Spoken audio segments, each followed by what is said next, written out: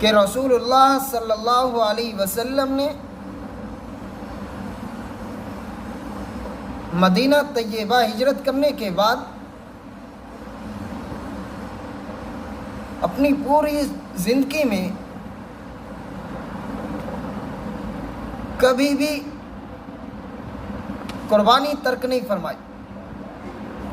ہر سال رسول اللہ صلی اللہ علیہ وسلم قربانی کیا کرتے تھے، اور اسی پر بہت سارے فضائل بھی ہیں، اسی پر بہت ساری وعیدات بھی ہیں۔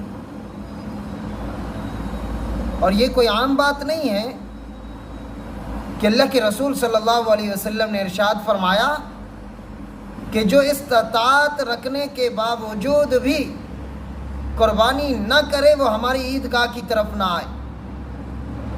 اور بہت سارے فضائل بھی ہیں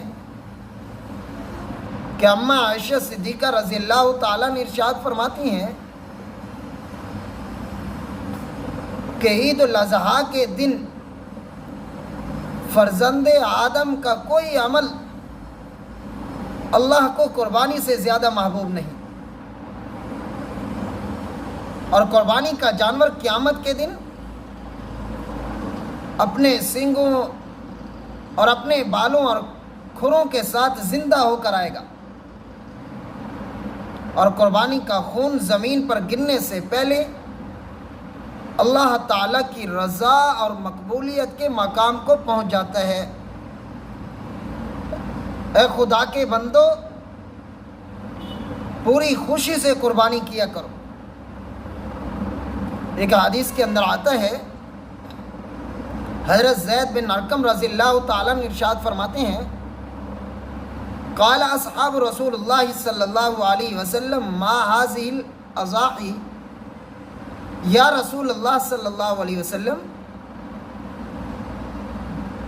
بعض صحابہ نے وہ فرماتے ہیں کہ بعض صحابہ نے عرض کیا یا رسول اللہ صلی اللہ علیہ وسلم قربانی کی کیا حقیقت ہے؟ آپ نے ارشاد فرمایا سنت ابیکم ابراہیم علیہ السلام، کہ تمہارے مورث حضرت ابراہیم علیہ السلام کی سنت ہے۔ قالوا فما لنا فیہا یا رسول اللہ صلی اللہ علیہ وسلم، پھر ہمارے لیے قربانی میں کیا اجر ہے؟ آپ نے فرمایا بکل شعرۃ حسنہ، کہ ہر بال کے بدلے ایک نیکی ہے۔ قالوا فالصفوف یا رسول اللہ، قال بکل شعرۃ من الصفوف حسنہ، یا رسول اللہ پھر اون کا کیا حکم ہے؟ آپ نے فرمایا کہ اس کا بھی یہی حکم ہے کہ ہر بال کے بدلے میں ایک نیکی ہے۔ صحابہ کا پوچھنے کا مقصد یہی تھا کہ اون اور وہ تو گھنی ہوتی ہے، اور اس کا کیا حکم ہوگا؟ تو اللہ کے رسول نے فرمایا کہ اس کے بھی ہر بال کے بدلے ایک ایک نیکی ملے گی۔ سبحان اللہ، کتنی بڑی فضیلت ہے۔ خوش نصیب ہیں وہ لوگ جو اللہ کی رضا کے لیے قربانی کیا کرتے ہیں، اللہ کی رضا کے لیے۔ حضرت عبداللہ ابن عمر رضی اللہ تعالیٰ عنہ فرماتے ہیں کہ رسول اللہ صلی اللہ علیہ وسلم بالمدینہ 10 سنین،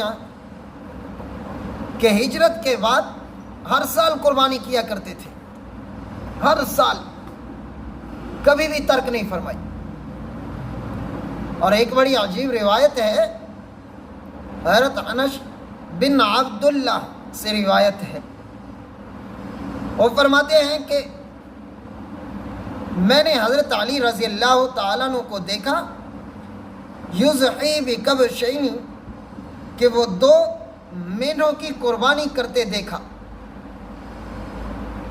تو فقلت ما ھذا، میں نے پوچھا کہ یہ کیا ہے؟